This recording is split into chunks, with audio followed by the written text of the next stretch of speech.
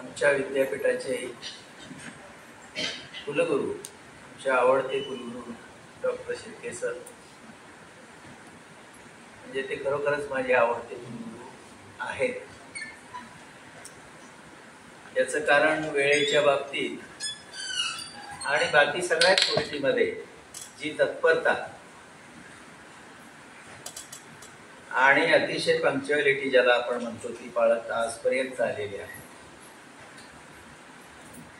या अध्यासनाचे समन्वय, त्याबरोबर ज्यांचा आपण सत्कार केला ते माजी समन्वय प्रभंजन माने सर, अण्णाभाऊंचे नातेवाईक आणि आपण सर्व मित्रहो, अण्णाभाऊ साठे हा विषय अलीकडं अत्यंत संवेदनाशील बनलेला आहे. म्हणजे माझा एक अनुभव शिर्के सर सांगायला हरकत नाही, म्हणजे तुम्ही त्यावेळी ते सुचवलेलं होतंही की शिवाजी विद्यापीठामध्ये जी अध्यासनं आहेत, म्हणजे समजा बाळासाहेब देसाई अध्यासन आहे, शारदाबाई पवार अध्यासन आहे, अण्णाभाऊ साठे अध्यासन आहे, विठ्ठलरामजी शिंदे अध्यासन आहे, तुकोबा अध्यासन आहे. या अध्यासनाच्या ज्यांच्या नावानं हे अध्यासन आहे त्यांच्या विषयीचे एक 100 पानी पुस्तक, ग्रंथ, चरित्र विद्यापीठामार्फत लिहून घेतलं जावं अशी एक योजना होती. आणि या योजनेनुसार मी त्यावेळी अध्यासनाचा कार्यभार स्वीकारलेला होता. आम्ही एक जाहीर प्रकटन दिलं की अण्णाभाऊचं 100 पानाचं चरित्र लिहायचंय.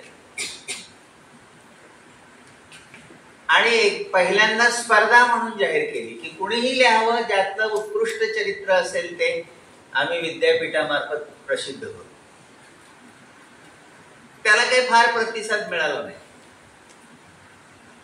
मग मी बऱ्याच लेखकांशी बोलत होतो. त्यावेळी लसी जाधव नावाचे एक चांगले लेखक आमचे मित्र होते, सरुदू होते, अगदी चांगला माणूस, यांनी स्वीकारली जबाबदारी की मी हे 100 पानाचे चरित्र लिहून देतो. आणि नंतर त्यांच्या लक्षात आलं की अरे हे अवघड काम आहे, याचं कारण मी चरित्र लिहिलं तर नंतर हे लोक माझं काय काय करते. म्हणजे हे मला प्रत्यक्ष रणधीर त्याला साक्षी आहे बोलले आणि त्याने ते काम सोडून दिले. असं काय होतं? म्हणजे कुठले एक फक्त विठ्ठलरामजी शिंदे अध्यासनाचं चरित्र रणधीर शिंदेने 100 पानापर्यंत केलं, बाकी कुठल्याही अध्यासनाचं चरित्र होऊ शकले नाही. अशी धास्ती का निर्माण झाली या सगळ्या ह्याच्या? म्हणजे काळच इतका संवेदनाशील आणि इतका विचित्र आणि कोंडमारा करणार आहे की कुणाच्या भावना कधी दुखावतील, पण त्या कुठं असतात हे अजून मला कळालेलं नाही. म्हणजे ह्या गुडघ्यात असतात, गोट्यात असतात, तर खरंच कुठं असतात आणि त्या दुखावतात कशा? यामुळं होतं असं की आपल्या माणसाचा योग्य पद्धतीनं विचार करण्याची संधीच आपण गमावून बसतो. आपल्या माणसाचं जे जे काही महत्वाचं आहे ते सोडून बाकीच बोलायला लागतं. हे अण्णाभाऊंच्या बाबतीत सुद्धा आता सुरू आहे. म्हणजे फकीरा श्रेष्ठ कादंबरी आहे हे बरोबर, पण मी वाचलेल्या समीक्षेमध्ये फकीराचा कुठंही योग्य विचार केलेला नाही. फकीरा हे मिथकाचं पुनरावलोकन आहे. काय पुनरावलोकन आहे की आमच्या सगळ्या या परिसरामध्ये बेंद्राला कर तुटते आणि ती कर तुटून जर बैल दुसऱ्या गावात गेला तर त्याची शेपूट तोडली जाते. हे फकीरा तुम्ही वाचताना हे मिथक त्यात असं पसरलेलं आहे. ज्या समाजानं माझ्यावर या पद्धतीची बंधनं जातीची, धर्माची, कशाची असतील, त्याची शेपूट तोडायची असेल तर ही कर तोडली पाहिजे. असं उलट करा आणि ती कादंबरी वाचत चला. तुमच्या असं लक्षात येईल की शोषिताने काय तोडायचंय आणि वाटी कुठली पळवायची. म्हणजे अण्णाभाऊंच्या डोक्यात फकीरा तुम्ही वाचता तशी होती असं माझं अजिबात मत नाही. म्हणजे जसं त्याने शेषनागाच्या वर पृथ्वी आहे हे रूपक पूर्ण उलट केलं आणि ते शोषितांच्या हातावर आहे पृथ्वी, श्रमिकांच्या हातात आहे. कारण ते राबलेच नाहीत तर तुमचं जग चालणार कसं? म्हणजे सगळ्या शेतकऱ्यांनी असं ठरवलं, कामगारांनी असं ठरवलं की काहीही पिकवायचं नाही, काहीही करायचं नाही. या ऐत खाऊ चंबुगबाळे लोकांना काय परिस्थिती येईल? किती पद्धतीनं अण्णाभाऊ उलट सुलट करत होते. पण ह्या आकलनाकडे कोणी वळत नाही. या आकलनाचा पुनर्विचार करायची कुणाची इच्छा नाही. किंवा अण्णाभाऊ नव्यानं तपासले पाहिजेत अशी अभ्यासकामध्ये जी जिज्ञासा पाहिजे, जी झटापट करण्याची वृत्ती पाहिजे, ती निर्माण न होता अण्णाभाऊचे भक्त निर्माण होण्याला काहीही अर्थ नाही. अण्णाभाऊंचे मारेकरी हे अण्णाभाऊंचे भक्तच असतील. वाईट वाटेल, वाटू द्या, काय आता त्याला इलाज नाही, पण हे सांगितलं पाहिजे. आपल्या माणसाला आपण छोट करू नये. ओळ ओळ वाचा, बिनी मारायची राहिली आहे. किंवा जग बदल घालुनी घाव. अण्णाभाऊंनी जसा मार्क्स स्वीकारलेला होता तसा पूर्ण बाबासाहेब स्वीकारलेला आहे. इथं असं तोडता येत नाही बाबासाहेबांच्या पासून अण्णाभाऊंना, अन्यथा ही ओढच जन्माला आली नसती. जग बदल घालुनी घाव ही ओढ साक्षात पूर्ण आंबेडकरी विचाराची, बाबासाहेबांच्या विचाराची अण्णाभाऊंना किती प्रगल्भ आणि सखोल जाणीव होती की हे शोषितांचं जग बदलायचंय, नव्या जगाची निर्मिती करायची आहे, तर घाव हा घालावाच लागेल. हे जे अण्णाभाऊंना पुन्हा पुन्हा वेगवेगळ्या पद्धतीने वाचणं, ही वाचायची सुरुवात त्यांच्या विषयी आस्था असणाऱ्या प्रत्येकानं केली पाहिजे. म्हणजे असा पहिला मुद्दा घेऊन चला की महाराष्ट्र हा भारतातल्या सर्व राज्यांपेक्षा जातीबद्दल वेगळं राज्य आहे. म्हणजे तुम्ही भारतभर फिरलात आणि तिथल्या तिथल्या जाती व्यवस्थेचा अभ्यास करत सुटलात, अगदी आसाम, मणिपूर पासून ते शेवटापर्यंत, तर तुमच्या असं लक्षात येईल की महाराष्ट्रासारखी किचकट जाती व्यवस्था अन्य राज्यांच्या मध्ये तितकी दिसत नाही. मग तुम्हाला महाराष्ट्राचं वाचन कसं केलं पाहिजे? पेशवाई केंद्रस्थानी ठेवून महाराष्ट्राचा इतिहास उलटा वाचला पाहिजे. हे करून बघा कधीतरी. ती पेशवाई केंद्रस्थानी ठेवायची. पेशव्यांनी राजाला जवळजवळ काय केलेलं होतं, आणि नाव राजाचं आहे आणि सगळ्या गोष्टी घडतायत ह्या अशा अशा. मग पेशवाईतला अतिरेक या पद्धतीनं बघितला जातो की काय केलं यावेळी, कुणाच्या गळ्यात लोटकं बांधलं गेलं. यात पेशवाई पूर्व महाराष्ट्र हा छत्रपतींचा महाराष्ट्र आहे, जिथं या पद्धतीची तीव्रतर जातीयतेचा भिंती अशा पूर्णत्वाला गेलेल्या नव्हत्या. पेशवाईच्या पूर्वीचा महाराष्ट्र, पेशवाईतला महाराष्ट्र आणि पेशवाई नंतरचा महाराष्ट्र यातल्या जाती संबंधाचं, जाती तीव्रतेचं समाजशास्त्र जर तुम्ही मांडत गेलात तर मग तुमच्या असं लक्षात येईल की अरे हे काहीतरी वेगळं घडतंय या महाराष्ट्रात, घडलेलं आहे.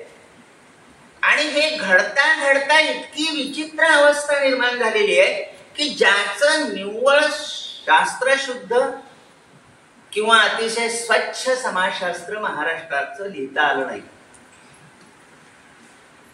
म्हणजे समाजशास्त्राच्या प्राध्यापकांनी हा करायचा संशोधनाचा विषय. काय सिद्ध करू शकलो नाही आपण महाराष्ट्राचा इतिहास समाजशास्त्र? कारण आम्हालाच आमचे समाज माहिती नाही. आम्हालाच आमच्या समाजातल्या, म्हणजे समाज हा शब्द आपण कशासाठी वापरतो? अखिल भारतीय दैवज्ञ समाज, अखिल भारतीय माळी समाज, अखिल भारतीय अमुक समाज तमुक समाज, सगळ्या पाट्या आज सुद्धा तुम्हाला सर्वत्र दिसतील. समाज हा एक पुंजका आहे आणि त्याच्या आत जातीच्या उतरंडी आहेत. मग कुणात 12.5 जाती आहेत, कुणात 3.5 जाती आहेत, कुणात 36.5 जाती आहेत. म्हणजे समाजाच्या अंतर्गत असणारी जातीय उतरंड समजून घेतल्याशिवाय जात हा विषय तुम्हाला कसा समजून घेता येईल?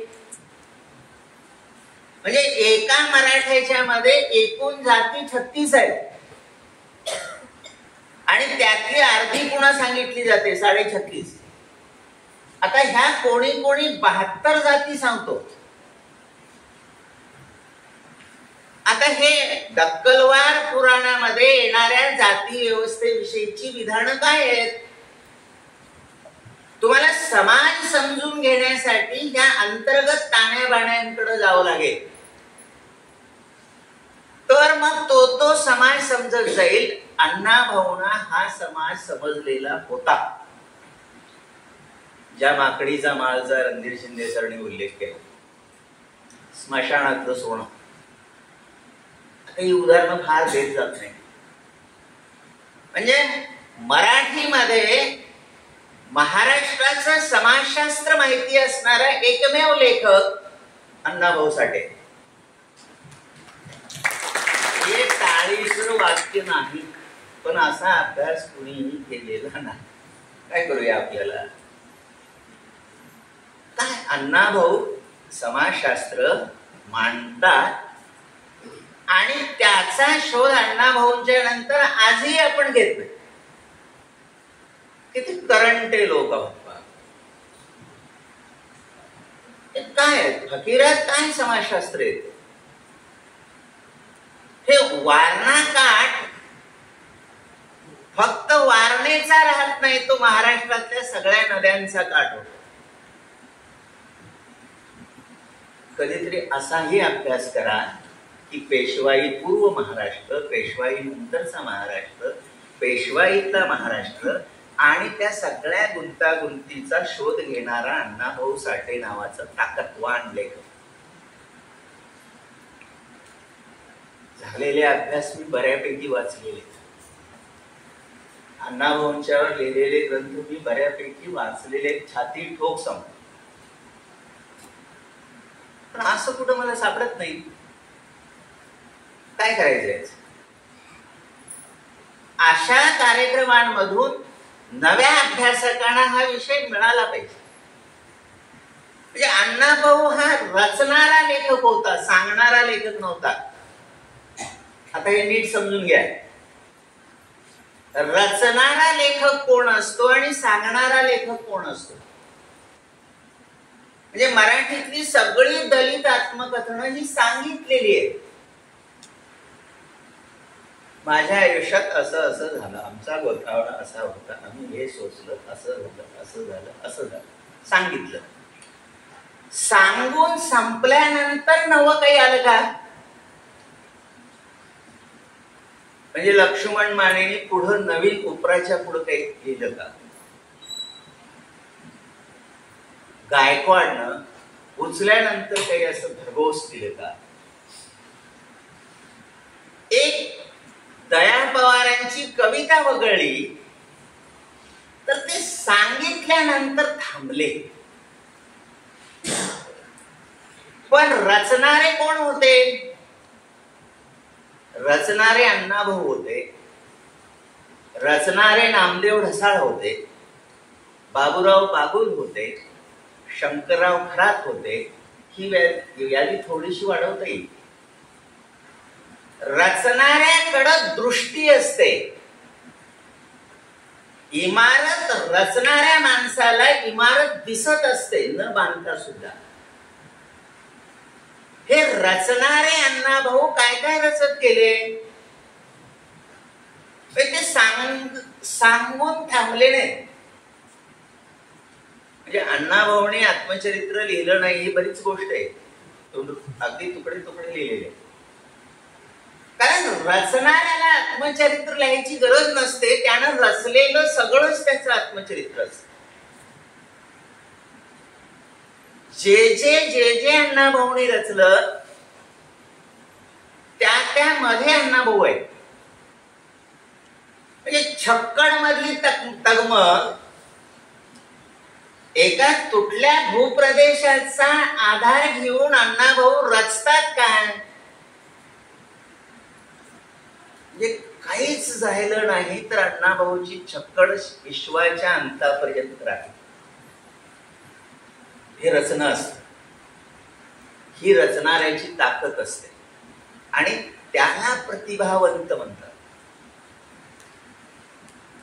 पण त्या रचण्यातील अंतरसंबंध शोधणं आणि त्या लेखकाची मानसिक अवस्था शोधणं, रचायला हिंमत लागते. रचायला तुम्हाला तपासून घ्यावं लागतं, उलट पालट करावं लागतं, तुम्हाला निरपून काढावं लागतं. ऊस चरक्यात टाकून मगच रस निघतो आणि मगच गुळ तयार होतो. गुळ गोड आहे हो, फकीर उत्तम कादंबरी आहे हो. पण हे स्वतःला पिळणं आणि त्यातून काहीतरी निर्माण करणं. म्हणजे मला आठवतं मी पहिल्यांदा ज्यावेळी स्मशानात सोनं वाचलेली होती, म्हणजे 8 दिवस मला कळतच नव्हतं की आपण काय करतो. पण अशी ते पार हादरवून टाकून सगळं कळावं असं वय नव्हतं. पण ही राख चालणं आणि त्यातल्या एका कणासाठी सोन्याच्या जीव, तगमग, झुंज आणि ते स्मशान तुम्हाला गप्प बसू देत नाही, हलवून टाकत. हे अंतर्बाह्य तळामुळासकट हलवणं एक 7-8 पानाची कथा. पण ती रचताना अण्णाभाऊंनी काय केलेलं आहे, इथं प्रतिभापणाला लागलं. नवनिर्मिती करणं म्हणजे काय असतं याचा अनुभव येतो. मित्रहो, अण्णाभाऊंची कुठलीही कलाकृती त्यांच्या व्यक्तिमत्वाचं सर्वांगीण दर्शन घडवणं. आता असा जो रचणारा लेखक असतो त्याला काही एक भूमिका घ्यावीच लागते, चुकीची असो बरोबर असो. त्याला कोणता ना कोणता एक विचार मांडावा लागतो. एका विचारसरणीला आपल्यात मुरवावं लागतं. म्हणजे अण्णाभाऊंना कॉम्रेड म्हटलं की काही ना रागेल. अहो असं कसं? वाटे गावातून मुंबईच्या कामगार वस्तीमध्ये गेलेला माणूस आणि त्या सगळ्या श्रमिकांच्या आंदोलनाचा चेहरा बनलेला माणूस हे सगळं ऐकत होता, वाचत होता. मार्क्सनं त्यांना जग बघायची दृष्टी दिलेली आहे. हे मान्य केल्यामुळं काय तुमचं फार बिघडणार आहे? उलट अण्णाभाऊंना शोधायला एक वाट मिळाली की असंही अण्णाभाऊंना शोधता येतं. सांगून गेले आम्हा भीमराव, ही एक नवी वाट आहे. अरे आंबेडकरी तत्वज्ञानातून असं जाता येतं. यामुळं आंबेडकर आणि अण्णाभाऊ, मार्क्स आणि अण्णाभाऊ ह्या सगळ्या गोष्टी किंचित बाजूला ठेवून रचणाऱ्या लेखकाला काही एक भूमिका घ्यावीच लागते. जर भूमिकाच घेतली नाही तर फडकेंची कादंबरी होते. अण्णाभाऊ या पद्धतीचे लेखक नाही तो. आणि त्यांनी त्या त्यावेळी त्या त्या विचारसरणीचा अभ्यास करणं आणि त्यातून जे काही आपल्या आकलनाला गरजेचं आहे ते घेणं, हे चांगल्या पिकाचं, चांगल्या झाडाचं लक्षण आहे. की मुळाला ह्यातून हे मिळालं, यातून नत्र मिळालं, यातून फॉस्फरस मिळाला, घेतलं पाहिजे. मग झाड चोहोबाजूनी बहरणार आहे आणि त्याला एक कणखर असं सोटमूळ लाभणार आहे. अण्णाभाऊ या पद्धतीनं सगळीकडं घेत गेले, म्हणून त्यांना जग उलट पालट करून बघता आलं. म्हणून त्यांना माकडीचा माळ लिहिता आले. त्यांचा दृष्टिकोन या पद्धतीचा विवेकवादी, मानवतावादी, सहानुभूतीपूर्ण बनत गेला. त्यांचा अस्थेचा परीघ बघा किती विस्तारलेला आहे. कोणीतरी आदिवासी आहेत, कोणीतरी ह्या सगळ्या शोषित वर्गात, ते शोषित वर्गाकडे कसं बघतात? नायक म्हणून बघतात.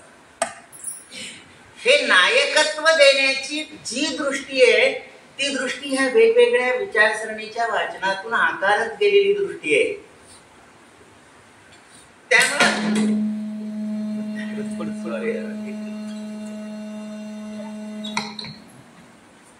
त्यामुळं या प्रकारच्या वादातून अण्णाभाऊंना छोटं करणं हे तितकंच योग्य. अण्णाभाऊ यांनी जे जात वास्तव पकडलेले,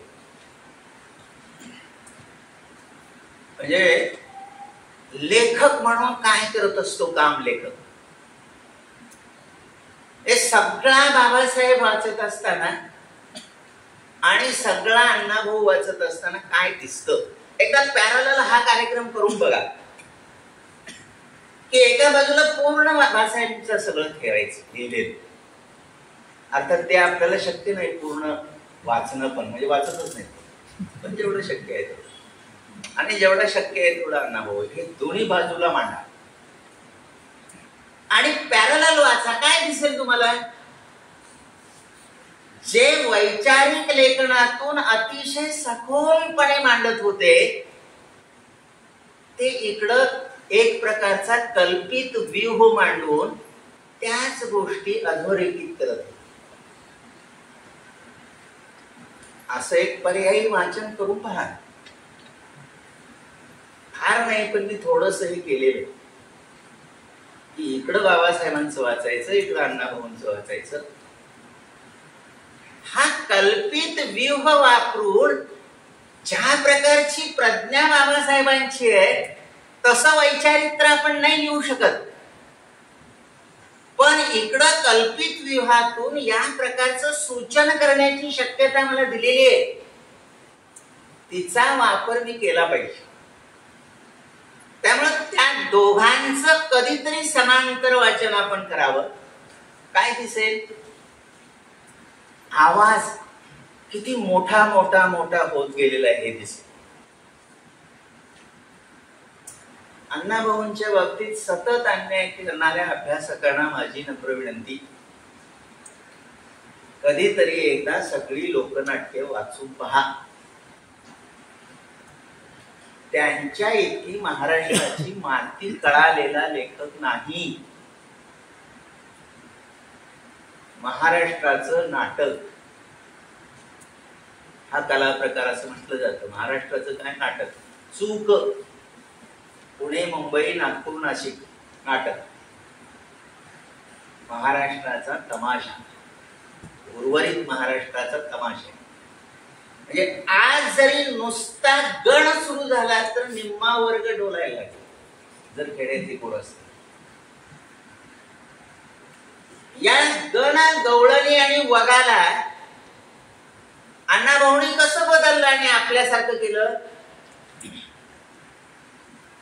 आणि मग जी लोकनाट्य त्यांनी लिहिली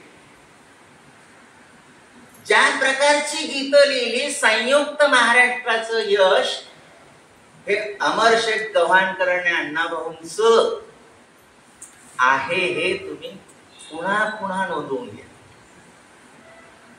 यांचा डफ अशी थाप पडली की हजारो लोक जमत होते, म्हणून एस.एन. जोशी आणि अत्रे भाषण करत होते. हे फक्त असं जाहीर केलं असतं की आज एस.एन. जोशींचं भाषण आहे, 5-50 जमलेही असते, 1000-2000, पण लाखो जमवले या जमानं. कसं नाकारणार तुम्ही? हा संपूर्ण लढा या तिघांनी लढवलेला आहे आणि या स्टेजवरच्या अत्रेंसह, जोशींसह सगळ्यांनी गाजवलेलं आहे. लढवणारे थाप मारत होते आणि गाजवणारे शब्द देत होते. हे कधीतरी कॉम्बिनेशन समजून घेतलं पाहिजे. काय अण्णाभाऊंच्या या सगळ्या लोक परंपरेचं आणि अण्णाभाऊचं नातं होतं हे तपासलं? किती तपासलं? अगदी वाटेगाव मध्ये वयाची किती वर्ष होते, पण त्या सगळ्यातून त्यांनी जे घेतला त्या आयुष्याच्या अंतापर्यंत त्यांच्यातून झंकारत राहिले. आणि हे झंकारणं त्यांनी अतिशय आत्मीयतेनं जोजवलं. म्हणजे सगळी लोकगीत, सगळी लोकनाट्य आणि अण्णाभाऊंची ती सगळी रचना, यावरचा संयुक्त महाराष्ट्र या पद्धतीने एकदा वाचा. मित्र, फारच बोलत चाललेलो आहे, पण अगदी शेवटचे 2 की अण्णाभाऊंनी पर्यायी सौंदर्य शास्त्राची मांडणी त्यांच्या साहित्यातून केलेली आहे. शोधा या सगळ्या लोकनाट्यात. तिकडं तुम्ही तोपर्यंत इकडच्या साहित्याकडे जाऊ. ही सगळी गीतं, मुंबईचं गीत असेल, महाराष्ट्राचं गीत असेल, ही छप्पड असेल, या सगळ्या त्यांच्या ज्या लावण्या आहेत, वगैरे लोकनाट्य आहेत, त्या सगळ्याचा विचार केंद्रस्थानी ठेवायचा. आणि मग ते काय पर्यायी हे मांडतात की ही मध्यमवर्गीय ब्राह्मणी साहित्याची एक परंपरा आणि अण्णाभाऊंनी अधोरेखित केलेली इथल्या खेड्यापाड्यातल्या गोरगरिबाच्या, शोषिताच्या मातीची परंपरा. त्या मराठी साहित्यातल्या 2 परंपरातली आपली लाईन अण्णाभाऊंनी ठळक केलेली की हे तुमचं तुम्ही वाचा, पण आमच्यासाठी हे निर्माण केलं. आणि मग ते कोणकोणत्या अण्णाभाऊंना तुम्ही या प्रकारच्या निकषात वाचू शकत नाही. जसं तुम्ही फडके वाचता, खांडेकरांना वाचता, म्हणजे खांडेकर त्यातल्या त्यात अण्णाभाऊंच्या जवळचे, पण हे बाकीचे लेखक जसे तपासतात तसं अण्णाभाऊंना तपासता येणार नाही. तुम्हाला निकष व्यवस्था बदलावी लागेल. पण ते काम कोणी करायचं? अण्णाभाऊंचं साहित्य या निकषावर वाचा. ही निकष व्यवस्था तुम्ही देणार नाही, ती शोधणार नाही. आणि अण्णाभाऊ साठे हे मानवतावादी लेखक होते हे सिद्ध करणार. पहिले हे सांगा, काय निकष?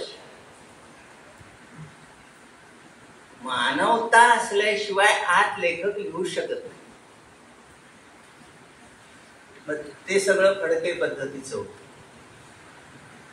तुम्हाला मानवतेकडे जाताना निकष व्यवस्थेची मांडणी करावी लागेल. अण्णाभाऊ आहेत तसे उलटे पलटे वाचावे लागतील. त्यांची निकष व्यवस्था करण्यासाठी कोणत्या फुटपट्ट्या कशा निर्माण करायच्या यासाठी लोकपरंपरेत जावं लागेल. त्यासाठी लोकसाहित्य पूर्ण वाचावं लागेल. लोकसाहित्यातली श्रेष्ठतम मूल्य बाजूला काढावी लागतील. त्या मूल्यातून नवी निकष व्यवस्था उभी करावी लागेल आणि मग अण्णाभाऊंना तपासावं लागेल. आपली आहे तयारी? नाही ना हो, आपण काहीतरी चुकीच्या भ्रमात आणि चुकीच्या गोष्टीत होतो. अण्णाभाऊंचा आहे तसा फोटो सुद्धा आपण वापरत नाही. काही लोक होतं, अण्णाभाऊ हे अण्णाभाऊच होते आणि त्यांना अण्णाभाऊच म्हणून तुम्ही समजून घ्या. त्यांना तपासण्यासाठी आपल्याला किमान श्रम करण्याची तयारी ठेवाल अशी अपेक्षा व्यक्त करतो. फार बोलत गेलो, काय काय कोणाला लागलं असेल, जर असं वाईट वाटलं असेल, चालायचंच अशा कार्यक्रमातून. आता बोलल्याशिवाय आपल्याला पुढेही जाता येणार नाही. त्यामुळं धन्यवाद.